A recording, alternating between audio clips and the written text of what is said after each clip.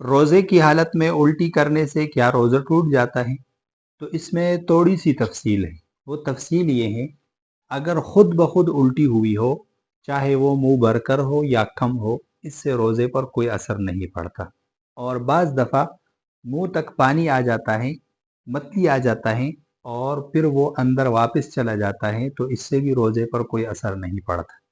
اگر کوئی شخص قصدن الٹی کر لے، منہ میں ہاتھ ڈال کر یا کسی بھی طریقے سے وہ قصدن الٹی کر لے، خود بخود الٹی نہ ہوئی ہو بلکہ اس شخص کے قصد اور ارادے سے الٹی ہوئی ہو، تو ایسی صورت میں اگر یہ الٹی منہ بھر کر نہ ہو تو اس سے روزہ نہیں ٹوٹتا، لیکن اگر منہ بھر کر ہو تو اس سے روزہ ٹوٹ جاتا ہے۔ اور اگر کوئی شخص الٹی کر دے اور قصدن اس میں سے خود بخود کچھ حصہ نگل لے، وہ چنے کے دانے کے برابر یا اس سے زیادہ ہو، تو اس سے روزہ ٹوٹ جائے گا، روزہ فاسد ہو جائے گا۔